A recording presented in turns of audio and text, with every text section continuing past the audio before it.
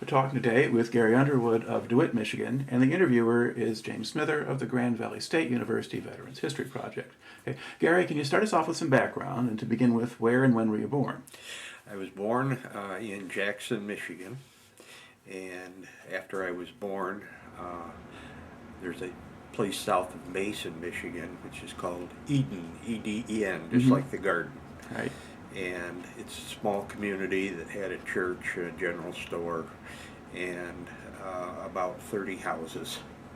And that was, as I said, about 4 miles south of Mason. And Mason was where I went to school. Okay. And what year were you born? 1946. All right. March. Okay. And then what was your family doing for a living when you were a kid? My dad, my mother was a stay-at-home mom. My dad worked for Wyeth Laboratories in Mason, which made baby formula at the time. They made other things there during the war too. But he worked there in the shipping and receiving department, and then he got promoted to the supervisor of the shipping and receiving department. And so we spent a lot of time, my grandmother owned a cottage up in Harrison. We spent a lot of time up there during the summer. All right. And so you went to school in Mason. All right. And then when did you finish high school? 1964. Okay. Graduated in June. All right. And then what did you do once you graduated? Went to college at Lansing Community College. Okay. I was in the criminal justice department up in when I was before the service. And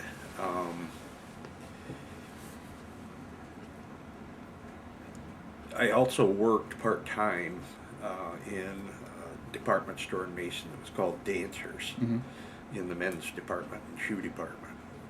And so then I got married before I went in the service, and she worked at the credit bureau in Mason, which is no longer in existence. But all right. So basically, so you went to, did you do a 2-year degree at the community college and finish that, or just attend for a while and leave? No, I got drafted out of college.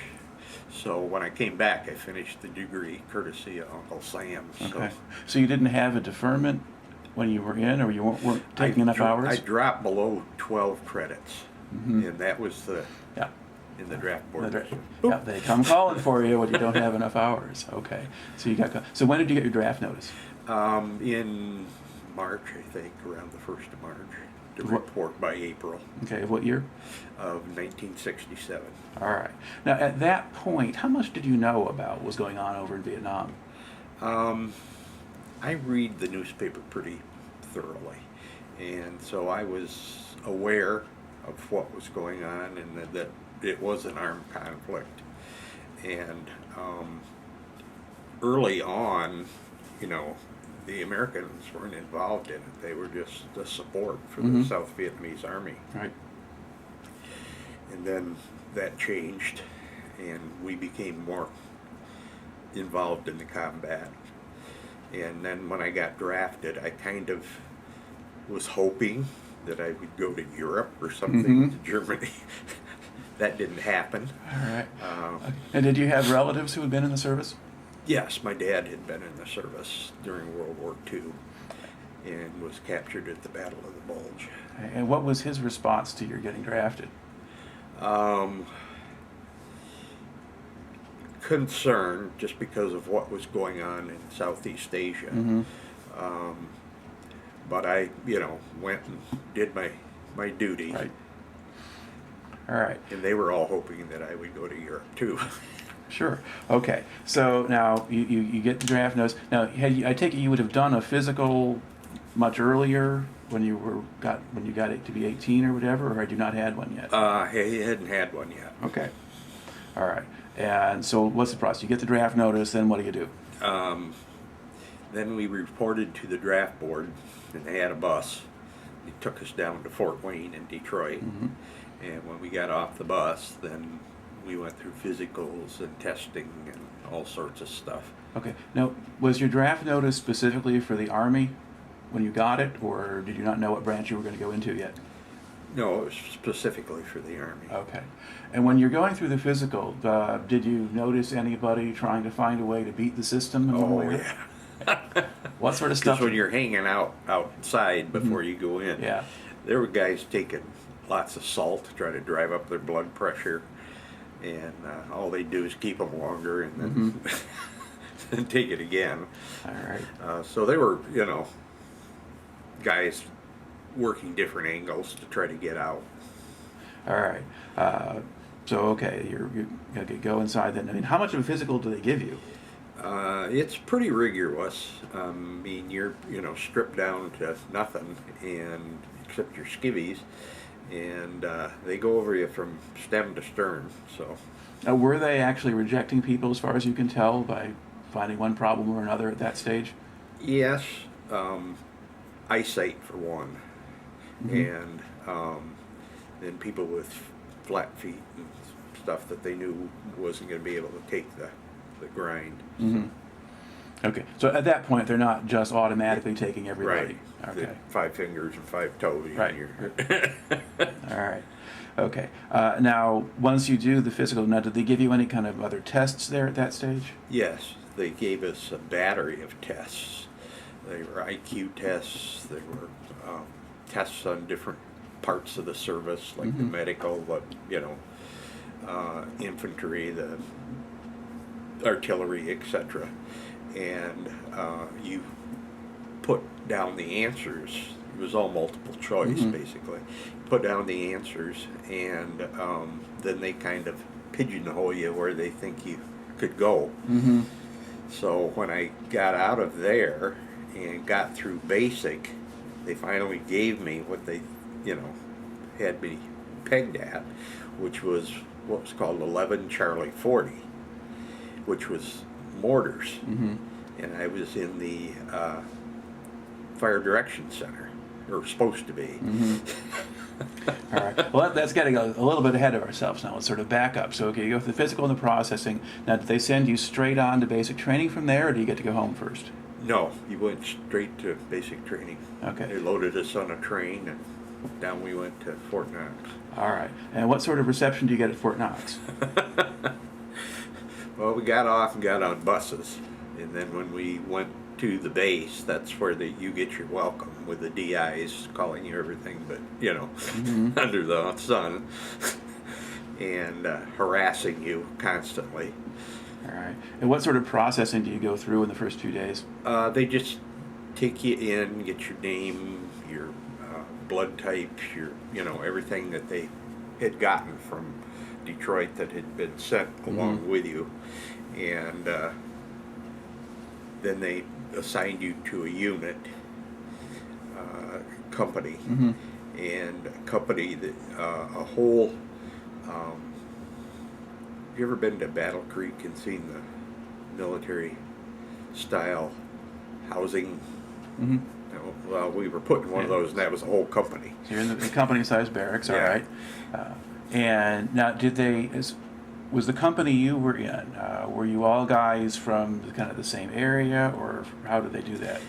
There were a couple of us from Lansing, one guy from Fowlerville, another guy from Okemos, and several other guys that were from other surrounding areas. But the three of us basically hung around together when we were in basic.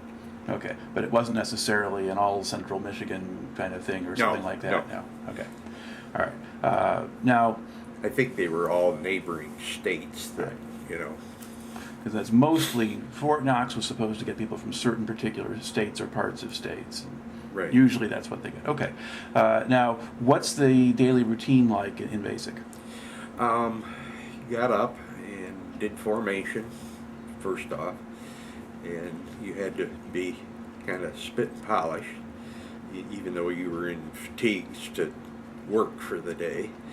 And then we did PT, and then they would break us off and we would do various things like punji sticks for bayonet training.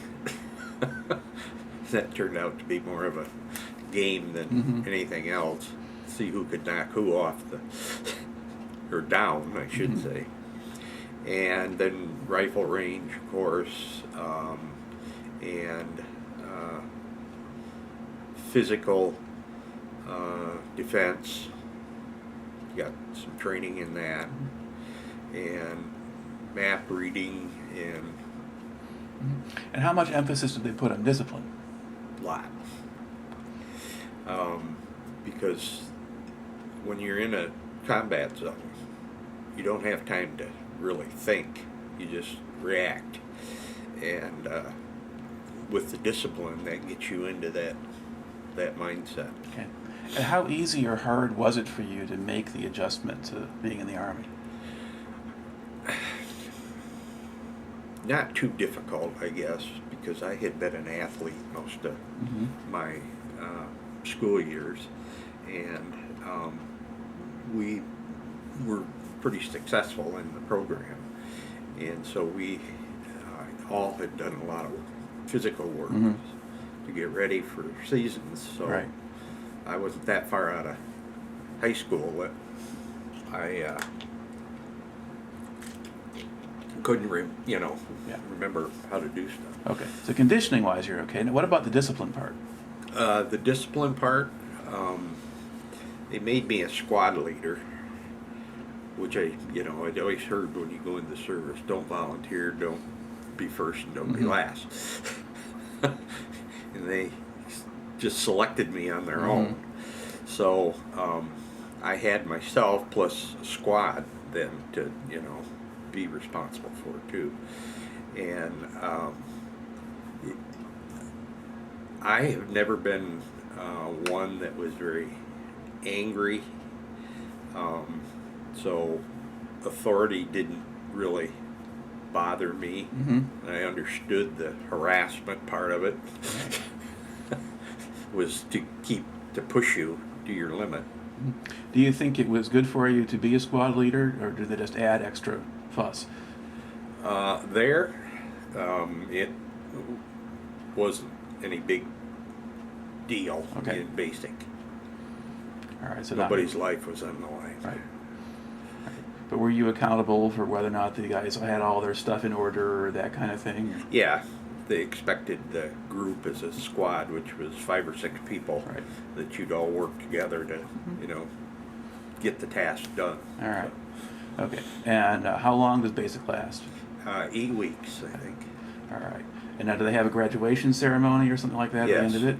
Out on the parade ground with your company and your DI that took you through it. And we had a DI by the name of Sergeant Pompey, a little short black guy who was an E7, I think. And I actually saw him when we got to Vietnam during my tour. I saw that he had been shipped over there. Okay. And so, yeah, we had the graduation ceremony, and then you get your orders for where you're going from there. Right. And when the 11 Charlie 40 came down with my orders to go to Fort Polk, Louisiana, I knew where I was going. All right. Okay, because Fort Polk was a main training center for going to Vietnam for infantry, or one of the main ones. Right. Yeah. All right. So now, they send you straight down then to Fort Polk from there? Right. You don't get a day off, or leave or anything. Is another train, or do you fly this time? Or? This time we flew into Shreveport, I believe, and then by bus down to Fort Polk. All right. And when you get close to Fort Polk, you start seeing bamboo fences and even the gates when you came into the main Tiger School across the top of it. Right. All right. Now, you're getting there. Is this getting to be summer by this time? Yes. Okay. It was hot. All right. Okay. And When we got off the plane, it was like somebody slapped you upside the face because it was like 103. Now, did that actually help prepare you for Vietnam, or was Vietnam a different level? It was somewhat prepare you, but Vietnam was just so beastly hot and humid, and you know, there wasn't any breeze at all. All right. So as a guy from Michigan going down to Fort Polk, it was you're moving in that direction, but you're not Right. all the way there yet. Okay. How would you describe just the facility at Fort Polk? What was that like? It was very looked like basically a regular army post where you stayed in your mess hall and all that sort of stuff. But the terrain, they sent you out to do a lot of stuff outside. You had agility tests that they wanted you to, do along with the PT and everything. And it was preparation for, but it's not like what actual combat is like. Okay. Now, did you go through kind of a lot of the regular infantry training, or did they pull you out separately because of your MOS? Or They pulled me out separately because of the MOS. We got a little bit of infantry training, but the majority of it was spent reading maps and figuring out coordinates, and while the rest of them were out. so, what would your job have been doing that then? If you're out in the field with a line unit or whatever, I mean, would you go out with the men to call stuff back, or would you be back in the rear with mortar It tubes? could be both. If you go out with the infantry company, you would be the one that would be calling in the artillery as well as the mortars. And that would be, in the headquarters part of the company.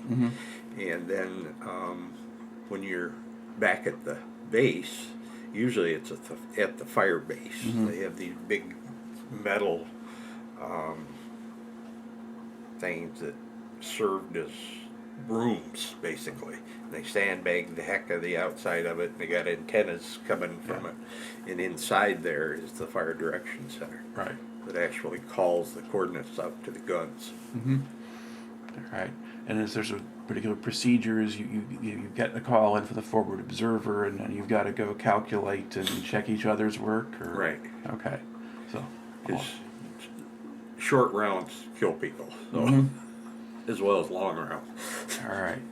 Okay.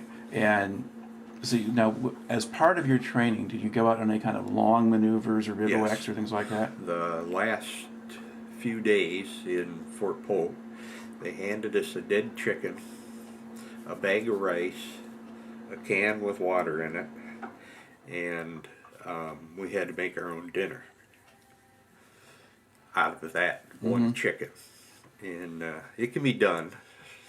You can boil it in a can, and then you ate your dinner, and then they sent us out in the jungle area of Fort Polk to come through an area where you had aggressors out there. And if you got captured, they'd haul you back to a inside prison camp and put you through a little bit of the stuff that they knew went on, like stick you in a drum and beat on it. Stuff like that. Nothing that would harm anybody, but to give them a hard time. And Right. so, and if you made it all the way through, then you graduated. The guys that got captured also graduated, but Did you get caught? no. All right. Okay. Now, how much, on a practical, I mean, how much are they really doing to kind of gear you up for Vietnam? Did they teach you anything, say, about how to deal with the civilian population or anything like that? Not a lot. Okay. Till I got to Vietnam. All right. How about watching for booby traps or Booby traps. They had, seminars and training on that of what to look for. And where I was, luckily, there weren't a lot of booby traps. Okay. All right. So they're making, and I guess then the guy's training you. What proportion do you think had actually been to Vietnam? Most of them, Okay. almost all of them.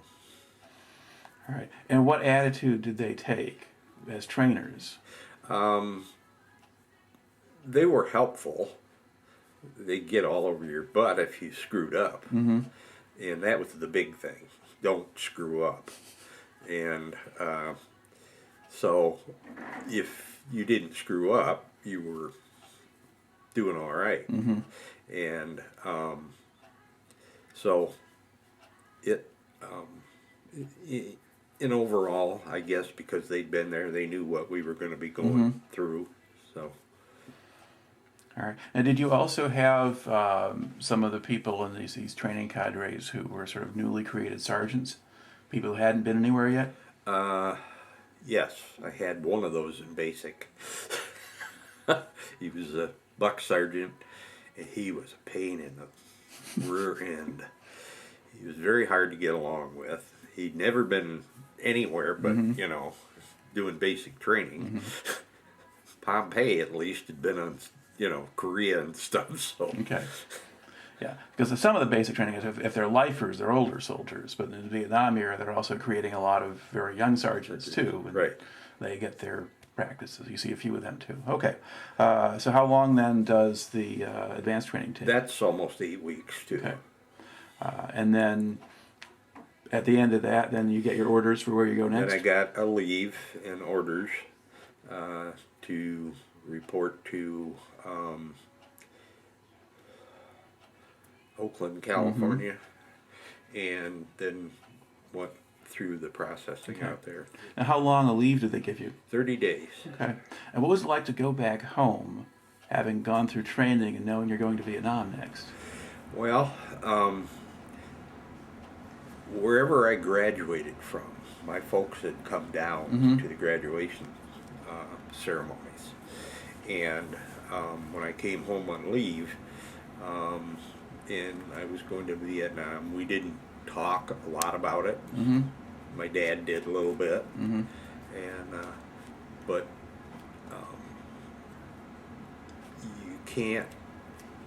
I guess I can't imagine, because I didn't go through that, of having somebody leave to go into a combat zone. Luckily. Yeah. And with my dad, he knew, and my mother, who lived through his, because he was married when he went over, and then being captured and stuff, and being captured by the Germans, being captured by the North Vietnamese is two different.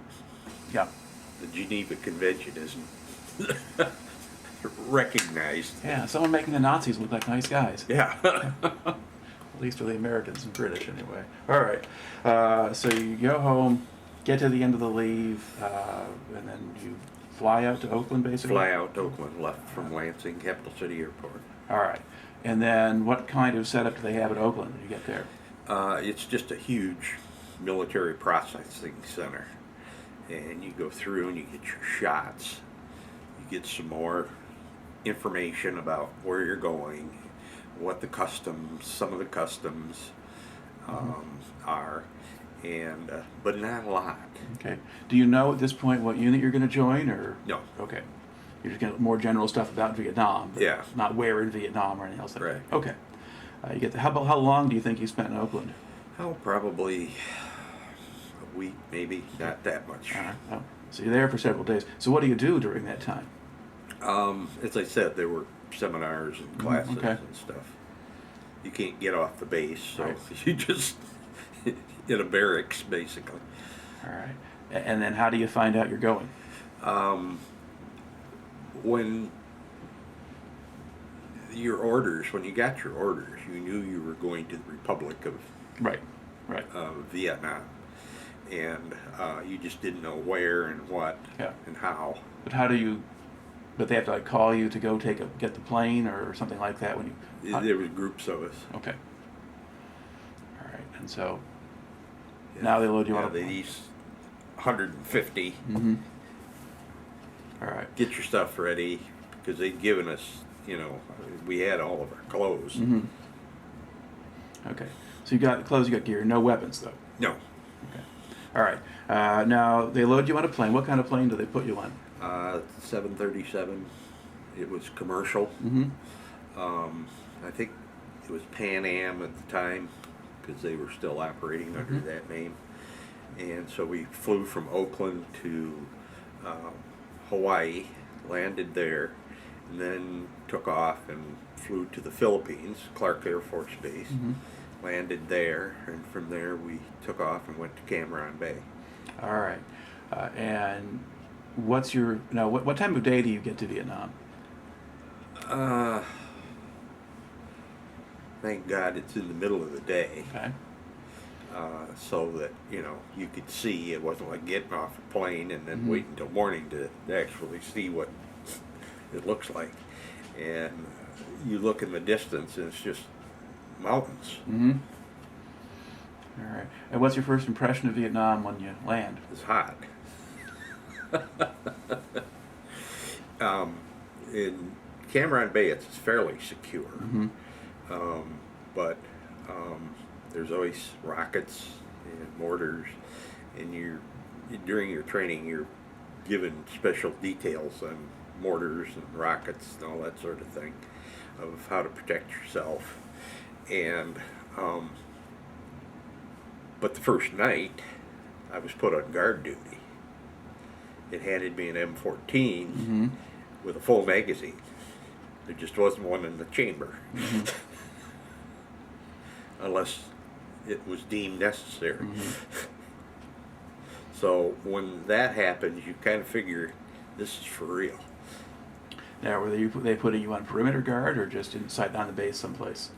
Just on the base, so Okay. around the company area where we were. All right.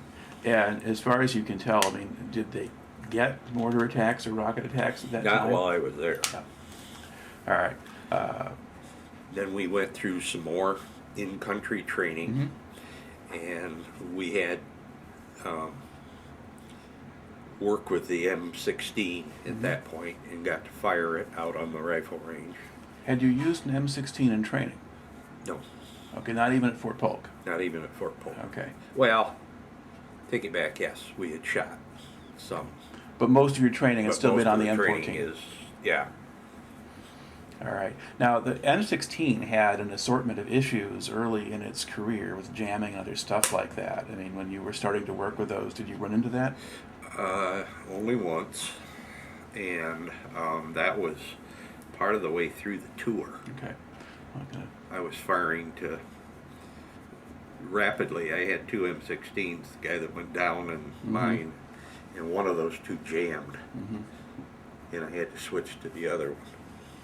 All right. Okay. But if it was your only one, you'd be in serious trouble. Yeah. Okay. So you're getting reacquainted. About how long do you spend at Cameron? probably about a week, Okay. maybe. And then at that point, then finally you Then get they the orders. finally cut orders to where you're going, and when you get to Cameron Bay, they also tell you whether they need 11 Charlie 40s or 11 Bravo 40s. Because we had cooks, we had wiremen, we had, all these people are trained at something else. And then all of a sudden when they get over there, they need infantry people. And so you go to the infantry. All right. So now you're just an ordinary grunt. Right. Okay. And then, so what assignment do you get then? They assigned me to the 4th Infantry Division in Pleiku. And then they assigned me to the 1st Battalion, 8th Infantry. Okay. How did they get you to Pleiku? Plane, Okay. C-130s. All right. And how do you describe the area around Pleiku? What's that look like? Inside the wire, basically, it's like a regular military base, except a lot of sandbags and stuff because of rockets and mortar attacks. There were permanent barracks that were built while I was in country at Pleiku, but originally it was tents. And what's the surrounding countryside like? Well, at Camp Nari, there's a huge mountain, Signal Hill, and that looms over you quite a bit. The rest of it at Pleiku itself is kind of rolling and flat, and it wasn't a lot of hills and stuff. but you're in kind of the Central Highlands, so there's other hill Right. chains and things like that Right. around there farther out. Okay. All right. So you get there, you go to Pleiku, and then do they sort of, is there an air base there that you land at that's Yes. different from the 4th Division's base? Yes. Okay. And then they take you by bus over to. Okay. It's Camp Inari is the, Right. is the 4th Division's base. There's an Air Force base right beside it. Right. Okay. So you get there and you arrive, and now you're assigned to your battalion. Okay. And what sort of reception do you get when you join your unit? Not anything special. Just come on, we got stuff we got to do, and papers we got to fill out, and you know, and you got to get your gear, and you have a whole duffel bag full of stuff that they take and tag, which is supposed to be yours when you get ready to go home.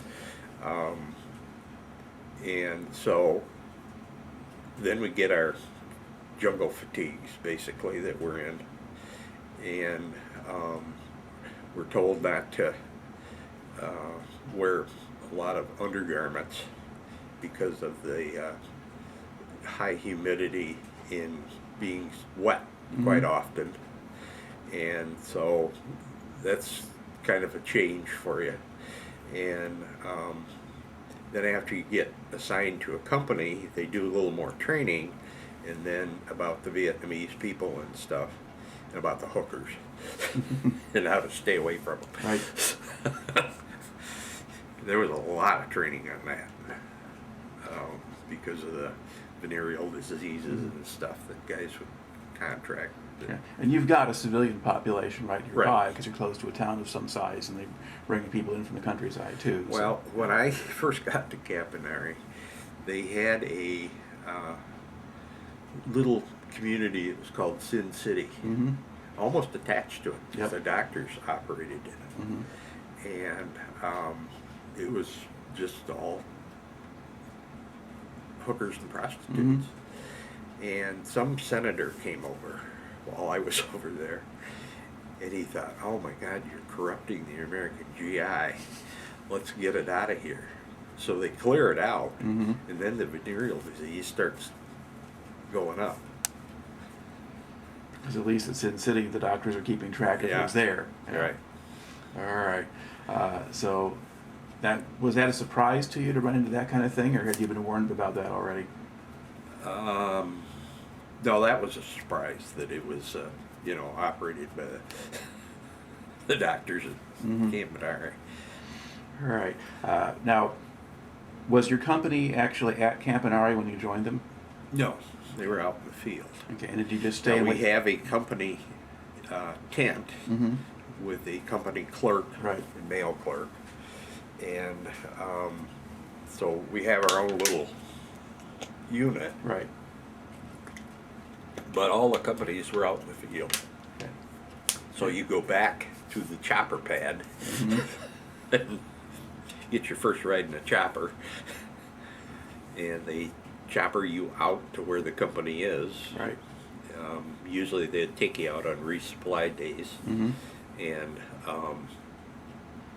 so you get off and they assign you to a squad, or a platoon I should say, and then a squad, and you're there for the night. Right. Okay. So they fly you out, you sign to your platoon, your squad. When you get there, I mean, does anybody talk to you, or do they leave you alone, or what? No, guys talk to you like the squad leader, and when you start out going on patrols, you get a lot of information, and basically you learn from the people who were there. You don't try to be John Wayne, or people who tried to be John Wayne are usually in a body bag before the tour's over. Right. Now, do you remember kind of going out with them the first time, being on patrol? Yes, when I first got there, they didn't put us on guard duty or anything, but it was during the monsoons, and you're trying to sleep in the rain, and So you know, don't really know what's going to happen. Then the next day when we got up after breakfast, they saddled up and off we went. And we're right in the middle of the Central Highland. Or no, we're in south of Pleiku, but we're in slight mountainy area, Okay. but not Not the really steep not stuff. like yeah. Dak To. Okay, all right.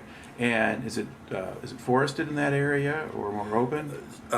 It's forested and a lot of jungle grass. So we did a lot of machete work because we tried to stay off the main trails because that was inviting, you know, ambush. And the first 2 or 3 dates that we were, I think it was like the third night or fourth night, it was in the first week anyway, they would send out, when we'd set up at night, the company, they'd send out little patrols that would go out and make a hook and come back in just to see if they saw anything.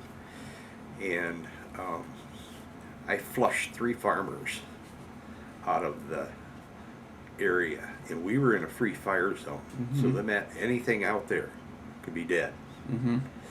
You shot first and asked questions afterwards. But for some reason, they just didn't pull the trigger because they just didn't look like NVA. I couldn't see any rifle, and so they got around a little patch of bamboo, and they ran into the next patrol coming along, and they ran right into the middle of them. So they grabbed them and brought them back into the company area. And because immediately when we saw them, we got on the radio and radioed that, you know, there was movement out to the front. So, And do you have any idea what those people were doing out there? they were farmers, turned out to be, and the reason it's a free fire zone is because they gather up all the population and take them into these towns, basically, and give them a piece of ground, and you know that's where they're supposed to live until they can go back to their rice field. But they were just out there trying to keep farming anyway. Yeah. And so then you can't be in the village or whatever at that point because there isn't one. And one of the people had a Vietnamese machete, and I picked it up after they left because they dropped it. And it was a piece of bamboo about that long, and on the end of it was a very sharp blade. And I carried that for quite a while. I sent it back to Camp Anari to the company clerk who was supposed to put it in my duffel bag. It got absconded with. And I've heard from guys that, you know, that's probably, if you want it, keep it on you. All right. Now, how long was it before you kind of ran into any actual opposition? Well, we had a few rounds, but they were basically hit and run stuff. And then when we went into Pleiku to go north to Dak To, they told us at that point that the guy that we had that was our platoon leader had been a mercenary before, and he was a first lieutenant, and his call sign was hardcore, and he came into the tent and told us that all of us were going to come back. We were going to lose people because they had told him that what we were going to run into. So you're only in the Pleiku area a fairly short time initially. Right. Okay. And that had been a relatively quiet area at that time. Right. Okay, so the unit hadn't taken a whole lot of losses or whatever. Right. All right. But now, now it gets some serious stuff. Yep. Now, where is Dak To relative to Pleiku? North and I wouldn't say east or west, except toward the Cambodia-Laos border. Yeah, so it's closer to the border, up more in the hills. Yeah. Mountains.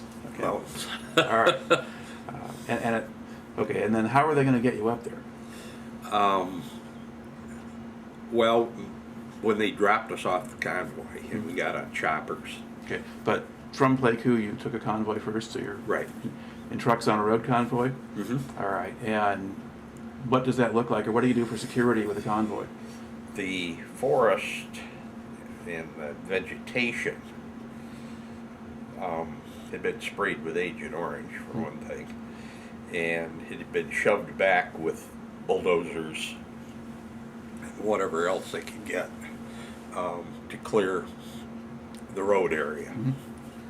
So it was probably 100 yards wide, maybe Okay. more, in the road in the middle of it. All right. And you didn't have any problems? No, the first cav are, of course, they're looking for mines and stuff. All right. But then so you're on the convoy, but you don't take the convoy all the way into Dak To itself. Right. We all of a sudden stop, and you can hear chatter going on the radio. And then pretty soon the platoon leader and the company commander came back and said, okay, we're going to go on a combat assault. So we all got off, got our packs on, and at that point the rucksacks were heavy, but they weren't what they got to be when we got set up finally. And expect to be hit within the first 4 hours or thereabouts. And we were a blocking force for an NVA division that had been spotted in the area, and so we dug in that night. And then as I said, I hit myself with a entrenching tool, and I went into Dak To with a severely leg. And when I get there, they're being mortared, big time. Okay. Just back up a little bit for a moment here. Okay. So what kind of place were you trying to dig into? It was a mountain that they dropped us up Okay. on, and we were supposed to dig foxholes for fighting positions. Okay. And was that possible? It was possible, but it was going very hard because of all the rocks and stuff that was on that particular hill they dropped us on. All right. So then how did you hurt yourself? I was digging one of the foxholes, and I had put my entrenching tool in the chopping mode and was chopping dirt, trying to loosen it up so we could just shovel it, and bounced it off my rock right into my leg. Okay. And how much of a gash did that make?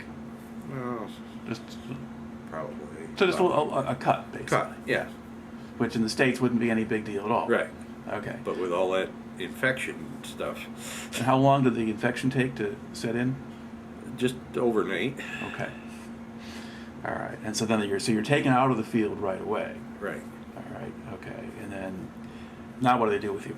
Now they take me back to the battalion headquarters in the Dak To trains area, is Okay. what we call it. And stuck me with a medic and said, you know, he's going to take care of, treat your wound and stuff. And as we're getting off the chopper, the mortar rounds are hitting. And so we scurry to the company area and get into, there's two of us, into a bunker.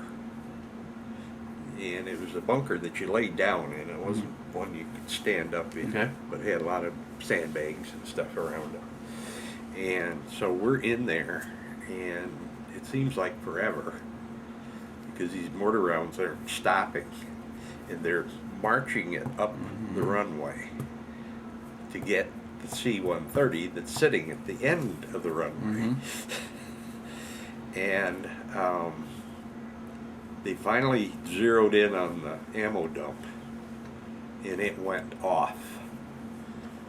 And it bounced me, and we're probably maybe 75, 80, 100 yards from the ammo dump. It bounced he and I in that bunker to, I went where he was and he went where I was, just from the concussion. All right, so When we came out, the tents we were staying in looked like Swiss cheese from all the flying hot steel. Right. So the blast from the ammo dump. Right. And so forth. Okay. Yeah. So now you know you're in a war. Yes. All right. Now, after that, things kind of quiet down. They start picking up the pieces, or Well, what they happens? finally found who was calling the rounds in. Mm-hmm. And on these bases, you have Vietnamese people working. And the barber Mm-hmm. was calling in the rounds. And they tracked it and got him. And we turned him over to the Vietnamese. And last thing I saw was he was being dragged down the road towards the front gate. And they kind of nailed him up there. Mm-hmm. Was he actually using a radio to call in signals, or what was he doing? He must have been, because that's what they zeroed in on, was the information he was sending out. Yeah. I mean, how common was it to see Vietnamese, civilians or whatever on the base? On the base, quite, because they had Vietnamese in at Camp Inari. Mm-hmm. Those guys would hire usually a Vietnamese person, usually a woman, to take care of their hooch and Mm-hmm. do laundry and do stuff like that. And did you have other kind of manual laborers on the big bases? Yeah. Doing stuff too? Okay. All right. But Dak To is a smaller place, though, right? Dak To is Brigade headquarters for the 1st and 2nd Brigade. And then the 3rd Brigade they brought up later. Mm-hmm. And also brought in the 173rd Airborne Division. Mm-hmm. All right. Okay, so after things go quiet down there, that first round of bombardment, so what happens? How long are you kind of out with your infection? It was about 10 days before it finally healed up. Mm-hmm. Because I had shots every day with antibiotics, and then I had to soak my leg once or twice a day Mm-hmm. till I got the infection out. All right. Now, at that point, do you go and rejoin your unit in the field? After that's healed up, then I go and on the chopper and go out and rejoin my unit. All right. And now, you're there, but what time of year was it now we're looking at? This was the 1st of November, I think. Okay. So late 67. All right. And what's going on with your unit now? Is your company operating as a company, or are you splitting in platoons, or? No, we're operating as a company. Okay. And we are on basically what they call search and destroy. And it was just one mountain after another. And these mountains are so steep that you kind of almost had to have trees to pull yourself up. Mm-hmm. And because you got packs on now that weigh almost 100 pounds. And when you put them down, you had to sit down to get in it, and then roll over onto your knees and push yourself up. And what are you carrying in these packs that weighs that much? Well, let's see. You got grenades. You've got canteens, of which I had 4, Mm-hmm. because I didn't want to run out of water. And I carried 2 bandoleros of M16 rounds, Mm-hmm. so that they were, I didn't want to, that was 10 in each one, Mm-hmm. 10 magazines Right. in each one. Plus I have my pistol belt full of magazines. Mm-hmm. And then you've got laws that you carry. Some of the guys do. Or Those are the light anti-tank weapons laws. It's a anti-tank. Yeah. Yeah. That kind of plastic tube Yeah. that fires one shot. Mhm. Yeah. Okay. How much And- food would you carry with you? And also a couple belts of machine gun Right. ammo. And then you got enough C's to last you basically for 3 or 4 days. Mm-hmm. And then they would resupply you, and you would put it again, all in your pack. And so it was all canned food, Mm-hmm. so it was heavy. Yeah. All right. Plus your personal gear too. Yeah. Do you carry much by way of extra clothing, or? No, they at resupply. Not everyone, but every other one. They would bring out this huge bag of laundry, and you'd go through there until you found a pair of pants that fit and a shirt that fit, and you were set, good to go. And you turn in the old stuff and they Yeah. take it away and recycle it. Okay. Yeah. All right. And how much contact were you making? Occasionally, we would make contact, but again, it was hit and run. There wasn't, a major firefight that erupted from it. Right. But just enough to know that you were, being watched at times. Also, there was wild animals that you had to kind of be aware of. We had a panther that was in a tree, and a couple guys peeled off late, after we got by him, and went back and shot him because they will track people. They're a big problem with tigers over there. Mm-hmm. And I had a book here on a guy that was there in 68, 69, and there were several of their LP people on listening posts that got dragged off, killed by, the tiger. All right. So, a lot of things to worry about. Yeah. Okay. Now, did you have the sense that you only ran into the NBA when they felt like it, or would you sometimes get the drop on them? If they were set up into a company-sized area, there'd be bunkers, and they'd be all dug in. Where your surprises came is if you set up ambushes and they walked into them. And so it was, you just never knew. And what sort of losses was your company taking at this point? When we initially got there, there was a hill up there. It was called 875 that the 173rd tried to take, and finally did on Thanksgiving Day. The 4th Infantry was on the other side of the hill coming up that also helped relieve it, but the North Vietnamese just vanished. They just left. Right. And on that hill, there's one tree. That's it, from all the airstrikes and artillery and stuff that had been thrown in there. And so we could lose 2 or 3 a day, maybe, if we were running into larger groups. What was on Hill 875 was the entire division, and they mauled them pretty bad. They were told when they moved up to Dak To, the 173rd that is, they had been down south fighting the Viet Cong, that they were up here now, you were against a regular army, and they weren't going to cut and run.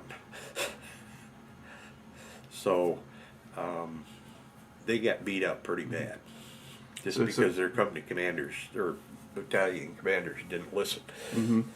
So they're attacking people dug in bunker complexes who aren't running, and they've got Right. Yeah, you got to attack those and go in that way.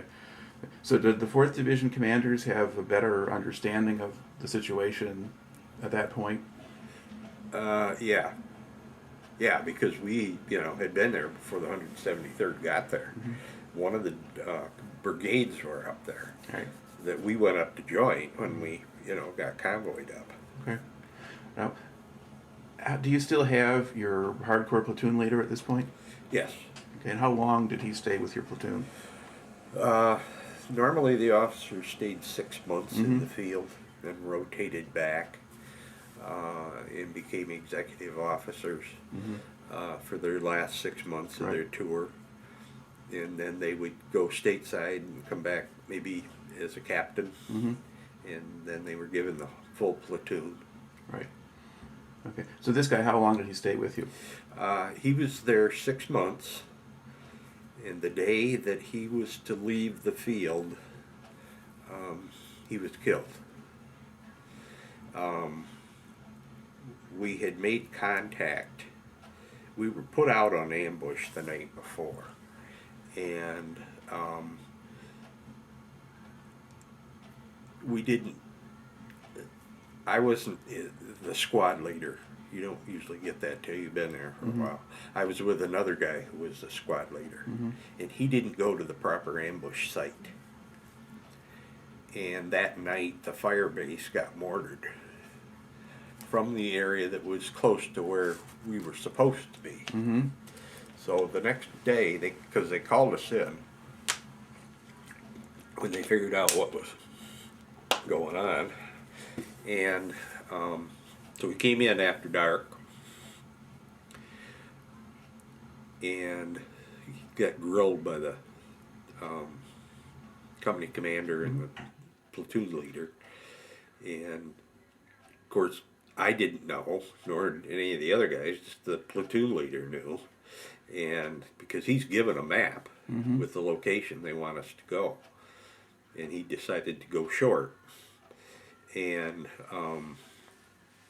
so the next day when we got up in the morning, we went by platoon up that hill to see what was up there. And just before we got to the summit, the platoon leader had us stop and got 3 or 4 guys that volunteered to go with him, and they were, most of them, squad leaders in the gung-ho people, and they went up to recon the hill, and they hadn't been up there very long, about enough time to reach the top, and all hell broke loose up there. And so the rest of the squad finally moved up, because we knew had people down or dead or something, and we started low crawling out towards the opening, which was a big bomb crater, and I came across him. He had called in artillery so close while they were up there that I think a large round maybe took part of his head off. Okay. And he was in this little dip, and so we had to get him out, and we pulled, and you kind of almost, I mean, if you'd been standing up, it would have been, you could have done it real easy, but you're trying to drag him out, not expose yourself. And I ended up getting to my knees at one point, and I had a round to go through a piece of bamboo right beside my head, threw splinters into the corner of my eye, and I decided somebody was looking out for me. So anyway, we ended up getting him out, and had to get him to a body bag to put him in, because as I said, you know, his brains and everything fell out. And so we loaded him into the body bag and took him down the hill back to the fire base. Right. How far into your tour was this when that happened? Probably January, just right before Tet. Okay. All right. So now let's back up a little bit. So you're out there. It's kind of late November, December. You're kind of patrolling around the Dak To area and so forth. So do they do anything for you? Christmas of 1967? They did for Thanksgiving of '68 and Christmas of '67. What you get basically is they'll come in, because there were supposed to be stand downs even by the North Vietnamese at that point, and they'd bring hot chow out and a dessert, maybe some milk, which couldn't get enough of, Right. that wasn't powdered, and they did the same thing for Christmas. They took one guy out of the whole company and sent him back to Pleiku to watch a Bob Hope show. The rest of you stay in the field. And you were pretty new at that point, so you weren't Yeah. going to draw that particular assignment. All right. And then, so then it gets into January, and basically, are the operations kind of getting bigger as you go, or was this one thing where the lieutenant got hit? Was that just sort of an unusual situation? Well, there was probably a regiment up in that area, and they had dug in there, Yeah. and that's where they started to fire the, mortars and stuff from. And we didn't find that till we went finally out as a company and went up on the hill, and they had left. Okay.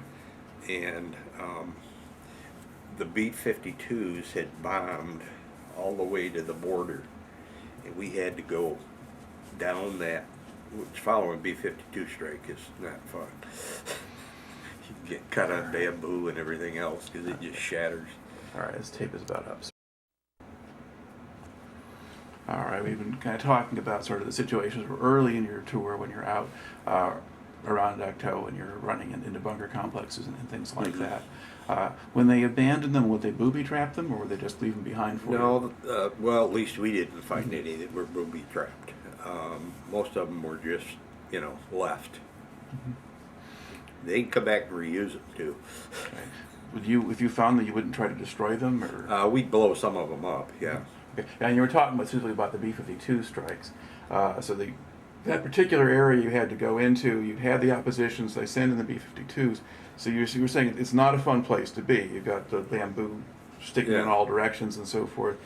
What does it look like to go through an area of forest or something that's been hit with B-52s?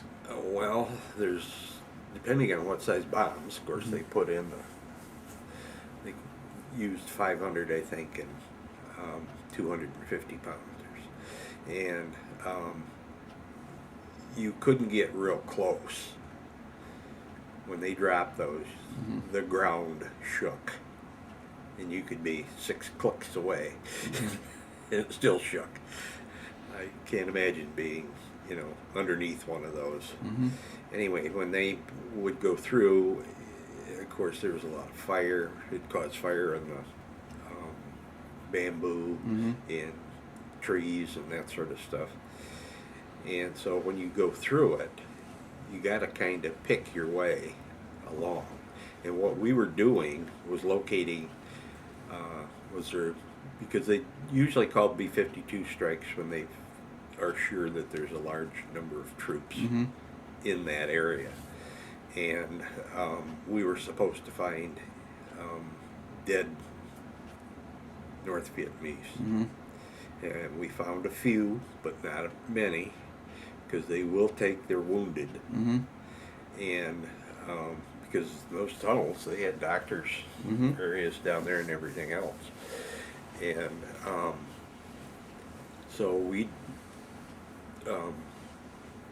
blow them up ourselves if, we had hand grenades, of course, that would usually take the roof off the thing. And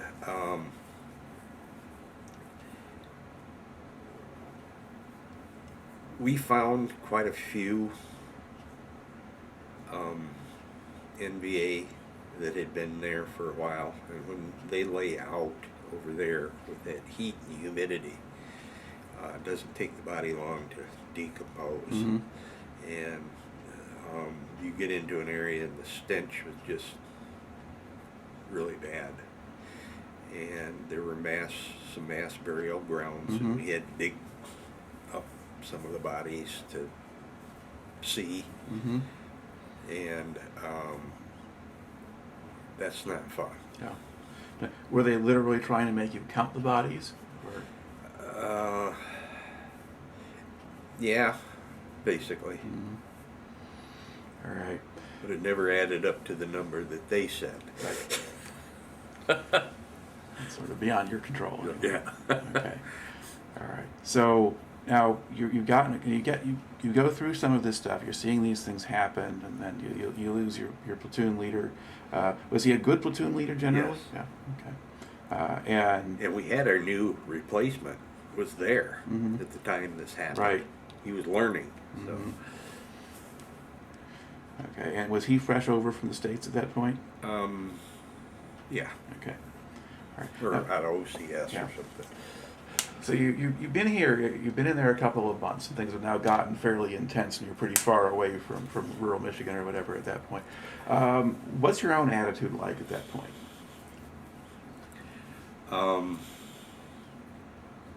Determined, I guess. Scared, yes. And I guess that's the big thing is the fear that you walk with. The next step could be your last, and that weighs pretty heavy on your mind. And you're trying to do everything you can safely and not take stupid risks and stuff like that. But a lot of times in war situations people are killed. They aren't necessarily killed by the enemy, they're killed by friendly fire. We had a 500-pound bomb dropped short on 3 listening post people, and it killed all 3 of them. Then there's people that would walk along, you're told to fold the pins back on the grenades, so because they're on your pack and you can't see them, and bamboo gets into them, you can pull the pin out. And so we had a couple guys killed that way, plus wounded 2 or 3 guys. And accidents like that happen. All right. Now you've been out there a few months, and you got your replacement lieutenant and so forth. Now, what happens with your unit when the Tet Offensive begins? Were you in the field, or were you? We were in the field. Okay. And we were in a fire base because they were pulling tight security, and we didn't get attacked. We had some probing and stuff like that, and there was some gunfire exchange. But the fire base I could see in the distance was under attack to try to overrun.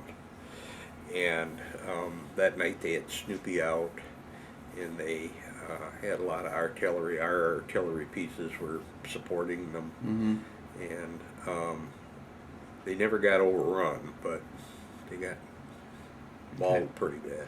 And can you explain what Snoopy is for an outside audience? Oh, okay. It was a gunship with a Gatling gun in it that could cover every square inch of a football field. And when you heard it fire, it was just a groan. And every 7th bullet is a tracer. And all you saw was a red line to the ground. It was coming so fast. And they would just go around the fire base firing this weapon. And it mows down Anything in the way. Yeah. All right. And now, once then Tet gets going, does your unit get reassigned, or do you just stay where you are? We ended up going into Khartoum and going through the area there because they had, moved in there. The first cav basically had drove them out, but we went out into the field to see if we could find them. So. Yeah. And how much did you find? Not a lot. All right. They just got melted into the woodwork. Okay. So kind of then take us through. Okay, so you've got. So how 'Cause long? we ended up at the end of that 30 days that we were in the field, entering into Cambodia. About 3 or 4 clicks, because the LRPs had come back and said they were trying to cut a new road, and we went out and took a look, Mm-hmm. got the coordinates where the road was, and boy, that was scary that night. Um, we didn't lose anybody, but we killed quite a few Vietnamese or North Vietnamese. Okay. Now, did you know you were in Cambodia when you were there? They finally told us, yeah. And then setting up guard duty that night was just, there was a hill between us and the main Ho Chi Minh Trail. Mm-hmm. This was a feeder area off of it. And setting up guard duty and listening to elephants and trucks start up as they were moving. Mm-hmm. Yeah, the Vietnamese that we had, most of them were engineers that were constructing the road, so, or at least work crews and stuff. Okay, so you They were, had one sniper in the tree that wounded one guy, but he got shot out of the tree, so. but otherwise you weren't facing hardcore combat troops at that point, No, because they didn't. You weren't supposed to be there at all. right, And the Americans usually followed the rules for that kind of thing. So, right. yeah, so you had to surprise them a little bit. So when we pulled out, we got lifted by chopper back to a fire base, and they B-52'd the hell out of us. All right, and now you say that, and then do they bring you back to Dak To then after that? So you're out there for about a month around Khartoum, but then, or do you stay out in that area now? We stay out in that area, Okay. and then in what was it? May. I think it was May. No, March. They sent us out to a fire base that had been overrun, Mm-hmm. and there were 4 guys that were missing, and we were supposed to find them. Mm-hmm. And so we land by chopper, and everybody spreads out, and there was a finger off the ridge line, so we started up the finger, and we hadn't got more than 50, 60 yards, maybe 100, and 4 guys got killed up front. And so we pulled back and called artillery, then called an airstrike, and then we had to go back up the hill. And that's where the Bronze Star came from. Mm-hmm. Because with our company, the point rotates around, and it was my turn for point. So we went up, and I said, we'll go up, but you're going at my pace. Mm-hmm. So we took all the hand grenades we could find. There was one other guy that was a friend of mine named Otis Branch. He was a black guy. And he and I together went up that hill. And when we'd come to a bunker, we'd blow it with the grenades. And we finally got to the top, and where we were basically low crawling, and set our packs down. And as we were setting up the company perimeter, because we were going to stay up there that night, and because we had led the way up the hill, he didn't make us, the lieutenant didn't make us dig in the foxholes. He says, the rest of those guys can do that. He said, they're going to be kicking out water from the chopper here. He says, if you could grab that and stack it, he said, that'd be a big help. And so we're doing that, and in the process, we get hit. And they were trying to drive through us, because I think that whatever, it was a regiment, 66th, I think, regiment. Every time we got into something, it was with them. And we repelled the attack. But during the attack, my rifle is about from here to the corner of the room here, up against a tree. And so I'm laying on the ground, and all of a sudden I hear something rattle. And I look up, And here comes an RPG round. Fin first, stuck, and rested on my leg. And I looked back at the company commander, his eyes were about that big. And he said, "Don't move." I said, "Sir, I'm getting the hell out of here." And I just took a leap. And the thing was so embedded that it just stood there. Later, the engineers blew it up. So it was a live round. Mm-hmm. And because what they try to do is get them into the trees and get them to explode. Mm-hmm. And then that shrapnel would fly out. So it maybe hit a tree and fallen, and that's why the tail fin's sort of sticking into the ground. Right. Okay.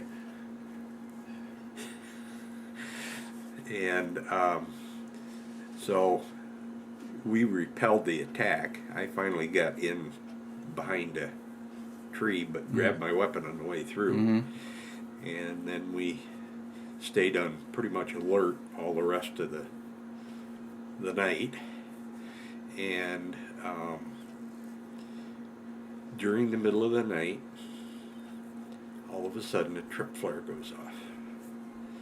And it's a Vietnamese leaving Mm-hmm. who had been up in a tree and stayed there Mm-hmm. all that time till he thought everybody was asleep.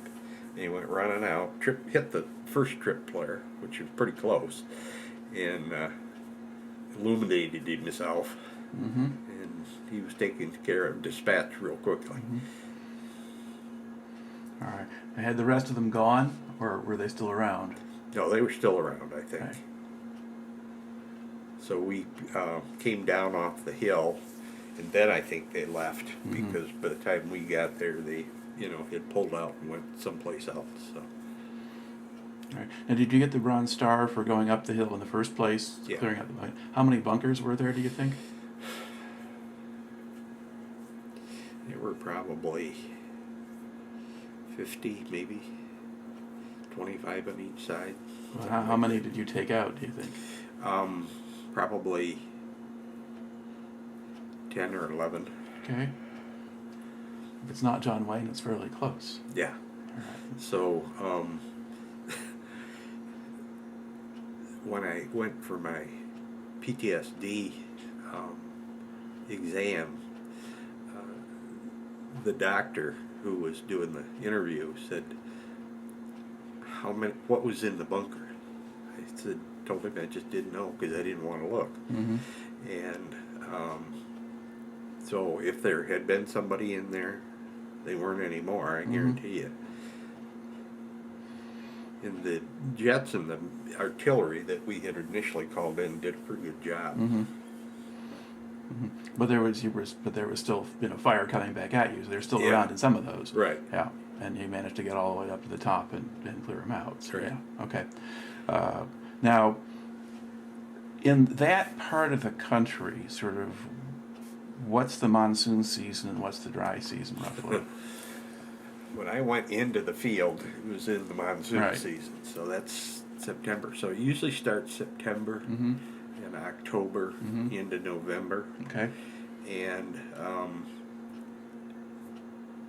you didn't know you were wet until you've gone through one of those. And you can't see from here to, the bathroom in there. Mm-hmm. And it's just wet. You put a poncho on, but that was hot.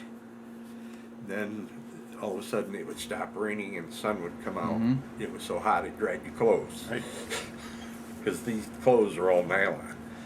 So they were lightweight and easy wet and easy dry. Mm-hmm. Okay. So by the time you're doing this stuff in March, it's sort of it's campaigning season. And it's not monsoon. Not monsoon, no. All right. Now, after that fight on that hilltop, do you get a stand down or something? Do they take you back out, or do you just keep going? We just keep going back to the fire base for 10 days, Mm-hmm. 7 to 10 days, and then back out into the field for 30. Yeah.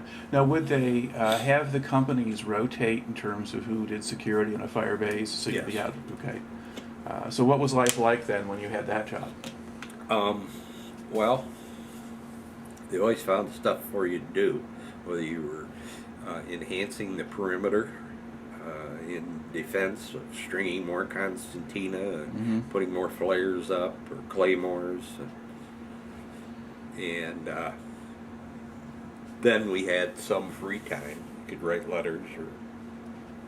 Yeah, how much contact did you have with people back home at this point? Well, I would write a letter probably a couple times a week, and I would get a letter a couple times a week. One from my folks usually, and one from Melody, who I was married to at the time. So. Right. And did they send you stuff? Did you get care package Yes. stuff? What did you want them to send you? Well, I asked for a lot of things like smoked mushrooms, or smoked oysters, Okay. and clams, and sausages, cookies, and for my birthday, they sent me a bottle of booze, which you weren't supposed to do. Did it make it? They put it all in aluminum foil, because all that stuff is X-rayed before it comes in, or goes out. And it made it through, and so we were able to all toast ourselves. But since we were in the field, we didn't want to, Yeah. nobody got snackered, so Right. they give you every resupply. They would give you 2 cans of beer, but you're drinking them warm. All right. And now, did you smoke at that time? After the lieutenant, when I found him, I came back in and I was pretty shaky, and one of the guys said, "Here, have a cigarette, that'll help." It didn't help. So I smoked the rest of the tour. Okay. Do they supply those with the With the rations, sundry packs, yeah. Yeah. Okay. All right. Now that kind of taken sort of through March. Now, how long do you stay out in the field total? You spend your whole tour basically out in the field, or do you get I a different spent my whole assignment? tour in the field until end of July. And we had come into our company at that time an E7 sergeant. Gus Pjork was his name. He was a German. And I got to be pretty good friends with him. And he got a transfer into the Dak To, or the Brigade headquarter area. And so he left, and then about 5 days later, they are requesting that I go in. So I went in, and they made me officer of the guard for the battalion area. So I got to do that. Yeah. What rank did you have at that point? I was at that point. I was a sergeant. You were a sergeant. Yeah. Okay. Because you'd been a Spec 4 back in March. Right. And that kind of thing. Now, between that fight in March and the time you go out of the field, let's see. Now, the North Vietnamese in some areas launched kind of a mini-Tet in May. Did Right. action pick up in May again? Yeah, it did. We ran into more stuff, and because with the way the border was, they would withdraw into Laos or Okay, Cambodia, resupply, rest, and then come back in. Yep. And so you kind of get a new wave at that point. Yeah. Series of attacks. Yeah. Did you have a feel yourself? Did you have a sense of how you thought the war was going at that point?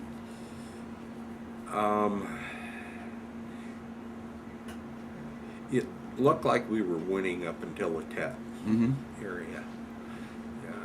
The idiotic thing was, you'd fight to take a hill, then after you take the hill, you leave it, and they come back in.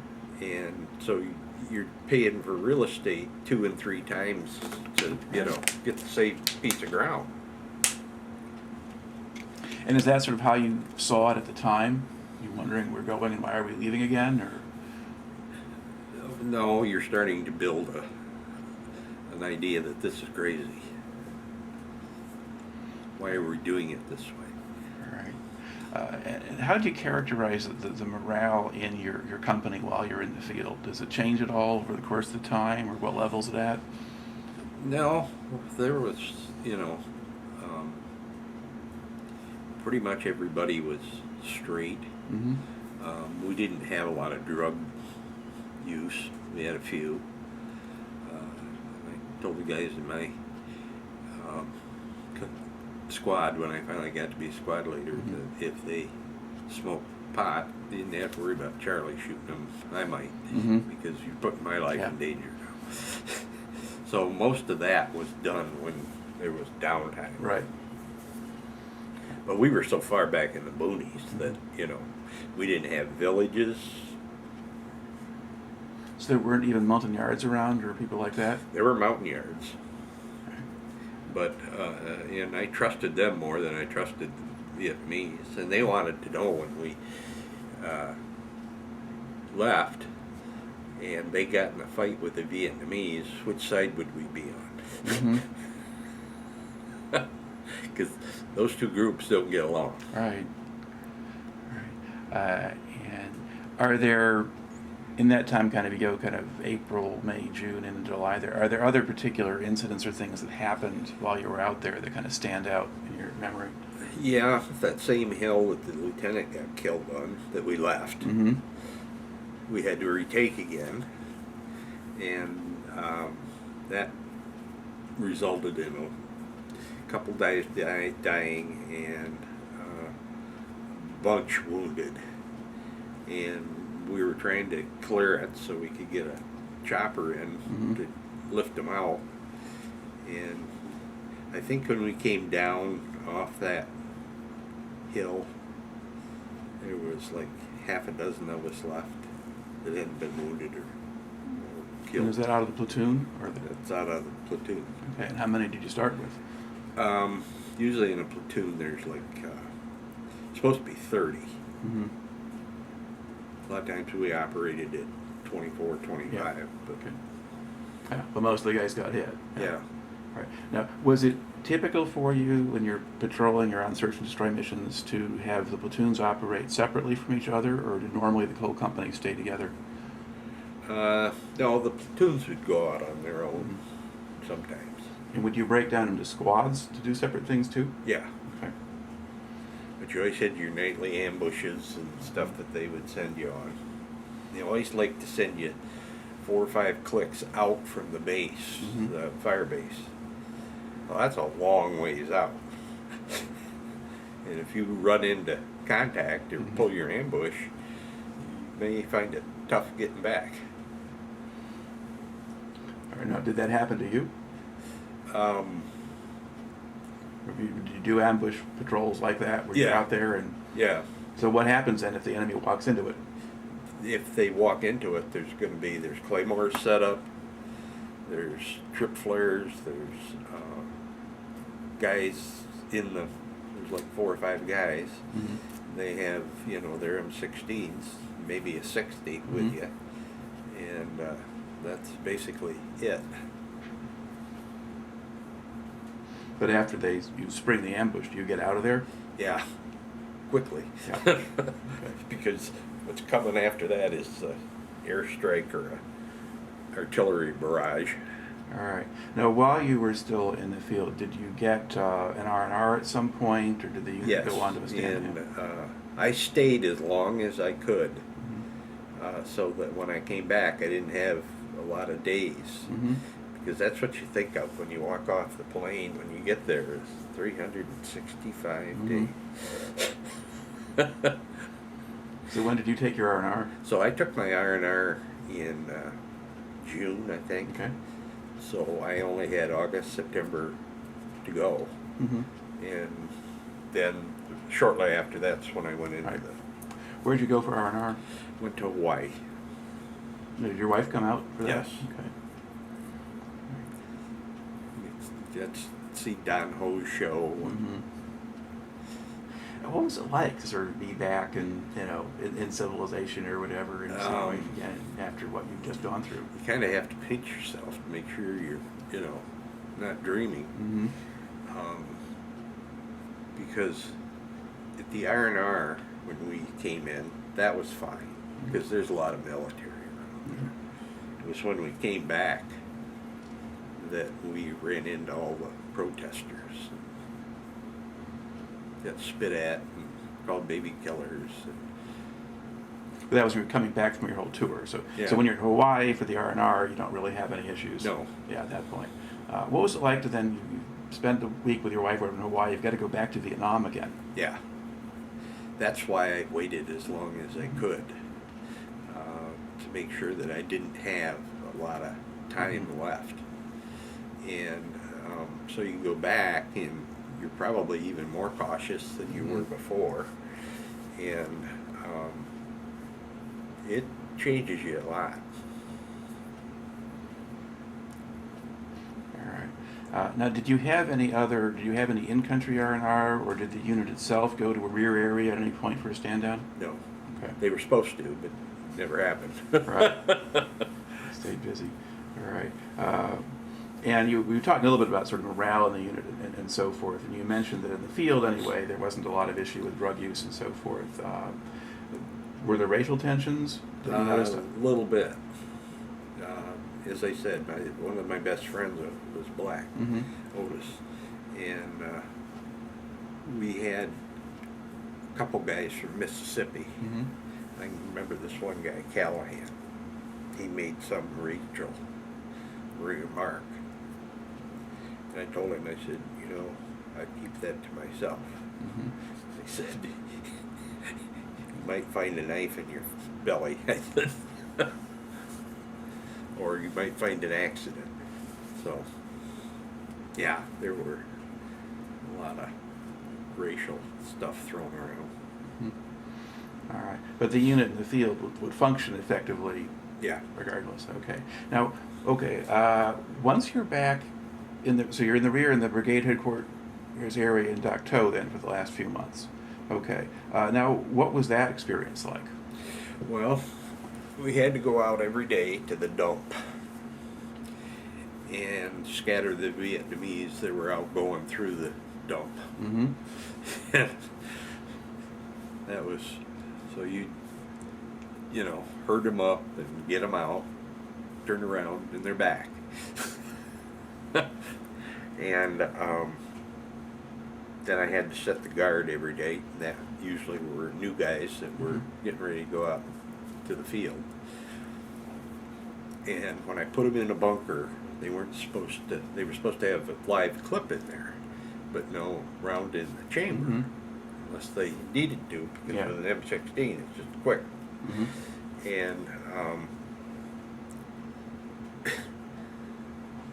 I get woke up with the MPs about 2 o'clock in the morning, and they haul me out to a bunker where one of the guys I'd put on guard duty had shot himself in the foot.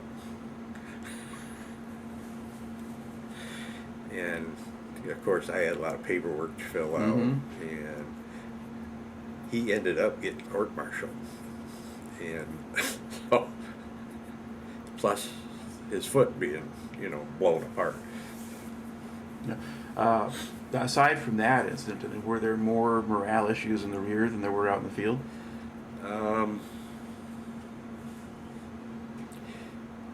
No, not really. Because sometimes you hear stories about, there'll be various bunkers, and then the guys are smoking pot in this one or drinking beer in that one. Was that part of the picture for you or not? No. Okay. We played cards almost constantly. They learned to play double pinochle. So I played cards with the doctor that had treated me when I came in for my infection. So. So he was still there? Yeah. Okay, because that's better part of a year later at that point. He hasn't gotten to go anyplace else yet. So he must have come in the country pretty close to when I did. Right. All right. Now, was the base itself pretty secure? Yeah. So eventually that base was overrun, I think. But it was pretty secure at that point, other than the occasional mortars that would be lobbed in. But they weren't doing it as effectively as they had that the first time when you went in there. And at what point do you, I mean, do you know all along when you have you're told in principle you're there for a full year? Yeah. You know, you're kind of keeping track of the days. Is there some variation though in terms of when you might actually leave, or when do you know for sure that you're actually going to go out? They gave me orders anyway that I was going home, and so they sent me down to Benoit, and they were processing us out. They take your M16 that you had to sign for initially, and turn it in, and then you wait till one of the jets come in, and because they have you in groups, and you board the planes. Okay. Now, but while we were there in this was while we were at Camp Inari, one day group of us had gone down to the NCO club and got pretty well hammered, came back and got in bed, and we hadn't been in there for more than 2-3 hours, and we got rocket attack. So out to the bunker we go. So that's where I laid the rest of the night. now, is this what, as you were processing to go Home. To go home, okay. How much did you see of the South Vietnamese military? Did you ever do anything with any of their soldiers or see them in the camps? No, we did with the mountain yards. Mm-hmm. But you kind of had to be careful with the mountain yards, because you could lay out an artillery thing for them so that they're bracketed. But if they decide they want to see what's up on the mountain, they're going to go. Might be the aiming point for the artillery. So if you're working with the mountain yard, I mean, are they scouting for you? Yeah. Or, yeah. We sent out a whole mountain yard patrol one day, and they were called us on the radio, and they're going to come in, and so we kind of relaxed a little bit, watched them come up the hill, and all of a sudden it sounded like a war down at the bottom. There was one bullet hole in this monkey. They shot. And that was supper. All right. Now, were they good at finding the North Vietnamese for you? Would you get any useful intelligence from them? Sometimes not. But we also had dogs that would go out with us, and with the handler. Right. Were those effective? They'd find where they'd been. You always were finding where they'd been. All right. And did you have any South Vietnamese or people or ex-North Vietnamese attached to you? Did you have any Kit Carson Scout type people or things like that? All right. And what impression did you have of them? They were pretty good, in the most part. They would find something, we'd get in a firefight, they fought along with us, so Okay. they didn't cut and run. And they seem to at least know something? Mm-hmm. Okay. Because it sort of varies depending on where and when we encounter them for who they are. Could you talk to them at all, or did they not speak any English? Or? Well, they didn't speak English very well. So how would you communicate with them? Usually there was one of them that knew Vietnamese, knew English, and could translate for us. All right. So you make it through your year. I made it through the year. All right. And then, okay, so you come back home, you get loaded on a jet, plane takes off. What's the atmosphere on the plane like once you're up in the air?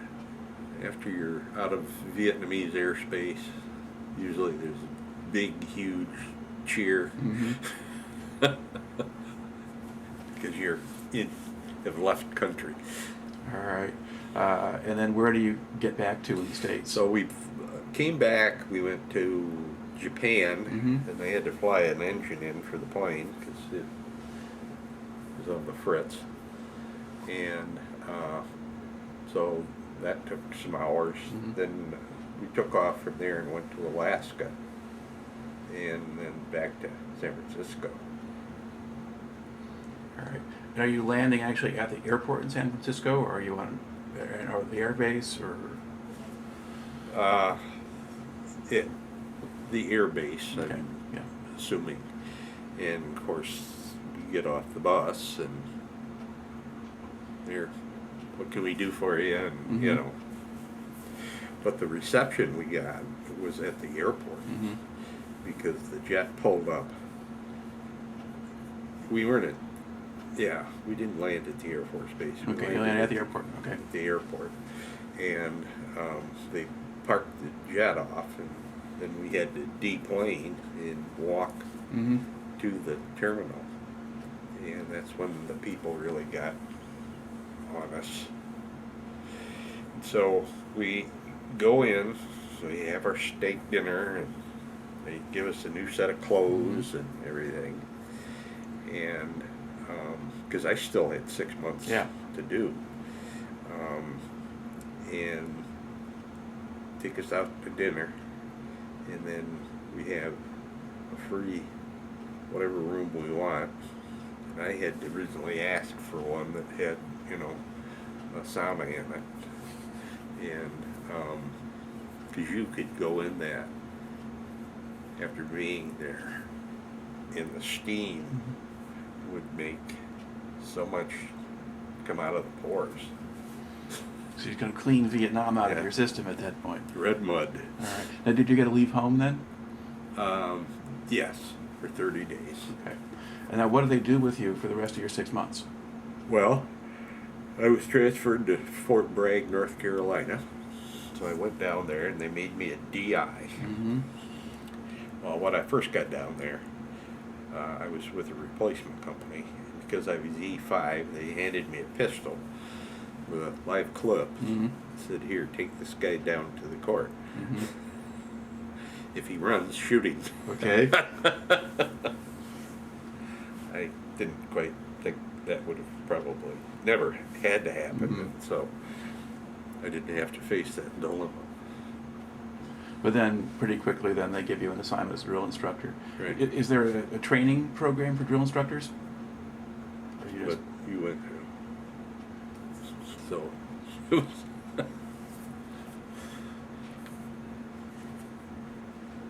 yeah, and then they finally stuck me, because of the tests that we did when we first went in. I scored high in the medical end of it. And the dental detachment was needing helpers to do various things around the dental clinic. And so they asked me if I wanted it 7 to 4 or 5 days a week. And I said yes.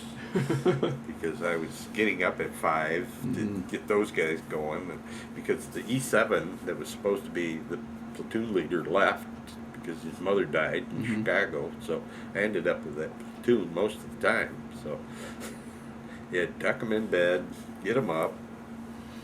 Now, did you play the role just the way your drill instructors did? Or? Pretty much. Were there other guys at Fort Bragg that come back from Vietnam that were just kind of sitting around not doing anything? Yeah, the neighbor that was across the street, he was from Michigan. And I don't think he did a lot. And his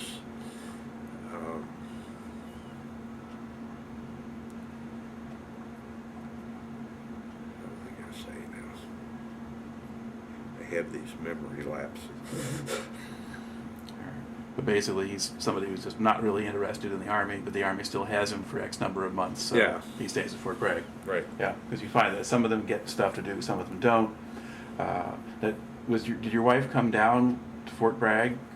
Yeah, after the leave, we drove down and ended up getting a duplex just off base. Nah.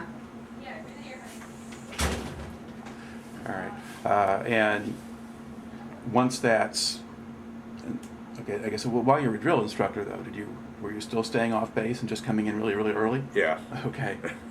So yeah, that'll deal sounds a lot better at that point. Yeah. Did anybody So- make an effort to get you to re-enlist? To get what? To get you to re-enlist? Oh yeah, there was a lot of it. They even wanted me to stay in Vietnam, and they would give me an E6 stripe, Mm-hmm. and I would be base camp carpenter. And I Mhm. thought, yep, till you lose the squad leader in the field, Right. then it's going to be back out in the field. And so I said, no, thank you. Mm-hmm. I'll do my 6 months, and we'll part ways at that point. So, All right. So, so when do you get discharged then? so then I work in the dental detachment for the rest of the time, and I was in the dependents dental detachment. Got my teeth worked on and everything else, and then the orders came down that I was going to be discharged. So they take you. It's like going into the Army. They take you, take all the stuff that's theirs, that have been given to you, and the only thing we didn't get was shots. And basically out the door. All right.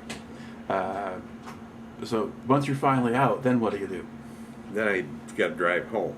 So we took off and came around through Washington and Pennsylvania, and it was mostly freeway all the way home. So And then once you got back home, did you go back to school or what did you do? I got back home. I took some time to get adjusted to stuff, and then Allie? It's the went second to one. It's the second one. find a job for one thing, and found one.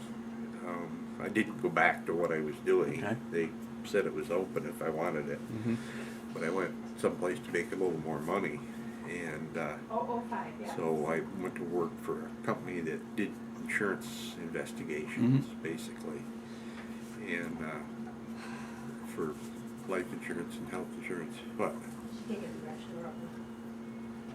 She's got to have her seat to go pick him up. Do we need to pause here? Yes. Okay. We'll Yeah. pause. All right. We were talking about getting back home again, and you said you picked up a job. You were doing insurance investigations. Did you stay with that for a while? Or? for 5 years, and then I moved on to. I went to work for a bank for just a short period of time, and that wasn't paying very much. So I had a job that I could get at Sparrow Hospital. So I went in there for 5 years. Okay. And you mentioned, I think, that at some point you finished up your associate's degree, Yes. right? At this point, I'm going back to school, and Okay. Now, how easy or hard was it for you to adjust to life back, or back home in civilian life? I mean, at a certain point, of course, you get diagnosed with PTSD. But Yeah. Talk a little bit about just that whole adjustment process. yeah, I basically just shut down and wouldn't basically talk about the military part of the service. And after the initial reaction of the people when I got back to San Francisco, wasn't very, nice, so it kind of made you edgy of people. Because after we got all of our greens on and we're ready to go home, and they send us out of San Francisco International Airport, there was about 6 or 7 of us, and we went into a bar for a beer till the plane took off. And the bartender says, "Would you guys please step to the back, because you're bad for business." So after we shanghaied the guy that was going to go over the bar afterwards, we ended up leaving and going someplace else. But that kind of set the tone for people. I got to Detroit, there was no problem, because the family was there. Right. And then when I got out to Eden, there's was a big banner out there, and you know, his family and some of the neighbors and stuff. So you got a welcome home of sorts. Yeah. Once you finally got to home. All right. And so. So I didn't mouth around that I was a Vietnam veteran or you know anything. Did you put it on job applications? Yeah. Or at least you've been in the military. Yeah. Okay. And that was pretty well received, but you know. Okay. And I guess, did you consider joining any veterans groups or things like that, or do you? It was a while after I was back. I initially joined the VFW, and then I let it lapse for quite a few years, and then about 4 years ago, I got into it and got active in it. Okay. So. When you initially joined, I mean, were they willing to take Vietnam guys, at least at your post? Yeah. Okay. Because in some cases they didn't want them, or there were a lot Right. of other issues. Right. But in your case, yeah, okay, they did that. And I don't know, did you really talk to anybody about what you'd done or seen or? Initially, back in the 70s, after my first divorce, I joined a group out at the community mental health facility out in Mason, and we would meet as a group, and we had individual counseling and then group counseling, and that went on for 8-9 months. Then funds kind of dried up, so that ended that, and from then on until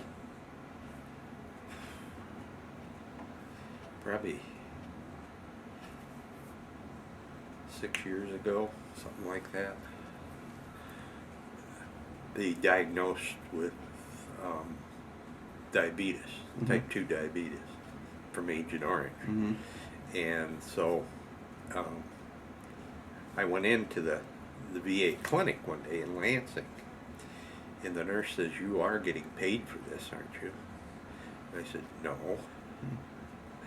I didn't know I was eligible. She says, "Well, you go over to the Veteran Affairs office at the corner of Jolly and Cedar and see a veteran counselor, and they'll put it in." So I went over to put it in for diabetes, and when they did, I was talking to her. I told her I was a recovering alcoholic.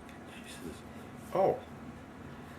She says, "Well, you know, a little bit about the drinking." And I said, "Well, I was having nightmares." I said, and it was the way that I could quiet the nightmares was to drink enough to pass out to put me to sleep. And so she says, "Well, we're going to put you in for PTSD, and I'll have Bill, which is our psychologist, or psychiatrist, I should say. No, psychologist, talk to you." So he asked me a battery of stuff, and he said, "Yeah," he said, "you've got PTSD, and now all we had to do was wait to be interviewed for it." And the interview was done with a guy that was a psychiatrist down in Battle Creek, and he was a real piece of work. When I got in there, he asked me if I saw the enemy. I said, "Sometimes." And, "Well, what were they wearing?" He wanted to know about the hat. Well, okay, he's trying to find out if it was Viet Cong or North Vietnamese. I said, "No, they had pith helmets on." So he then asked me about my dad. And I told him that he'd been in the Battle of the Bulge and was captured, and he was just captivated with that and kept asking me questions about it. Not about me. Yeah. So when I came out of there, I was really disgruntled. And I finally got my reading, and it was only 30%. I thought, 30%? The counselor here has me at 50. So anyway, I appealed and had to go down to Detroit. What was it? This August, I think. Out of the blue, I've got this appeal in. Mm-hmm. Out of the blue, I get this call from the VA wanting to know if I want to go down to Detroit for my evaluation. Mm-hmm. And I had asked for a full video with the board. Mm-hmm.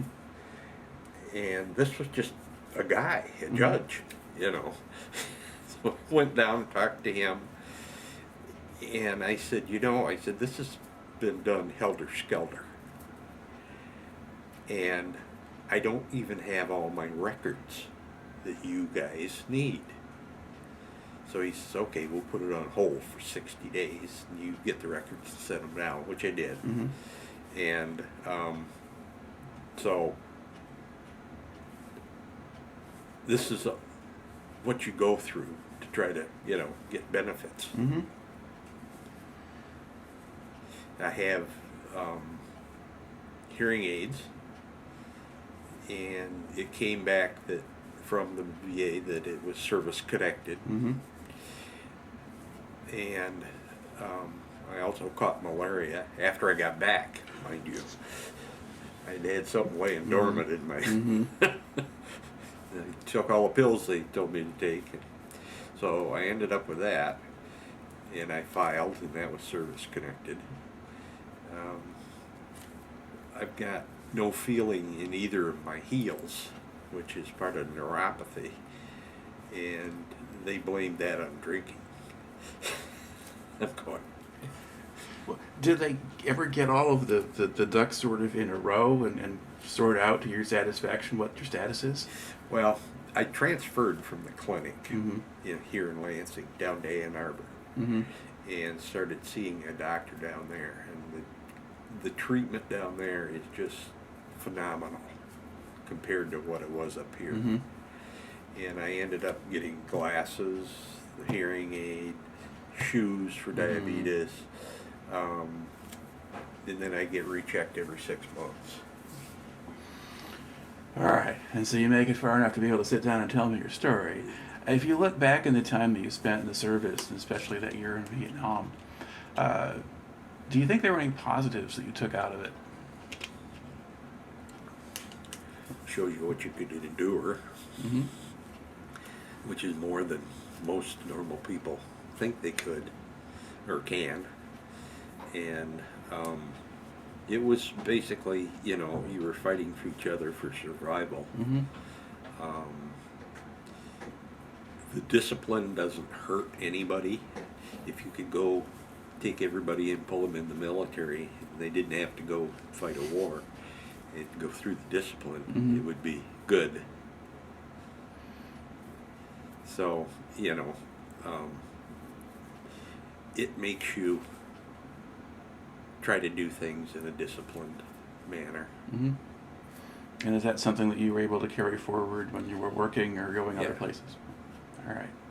Anything else you want to add to the record here before we close this out? No, I don't think so. All right. It's just, when you ask if I joined the groups, Mm-hmm. I joined the VFW, and I'm junior vice commander, and I'm on the honor guard, and we do a lot of benefits for Mhm. veterans. I went down last Friday to the hospital in Battle Creek, and we always meet with them and take food. And do you deal much with the young guys coming back from Iraq and Afghanistan now? I've got one that is a sponsee Mm-hmm. because he had an alcohol problem, Mm-hmm. as most of them do, and so I've been able to stay in touch with him through the VFW. Mhm. We always encourage people to come in, and Mm-hmm. so All right. we can talk to them. All right. Well, I'd just like to thank you for taking the time to tell me Okay. your story today. Thank you.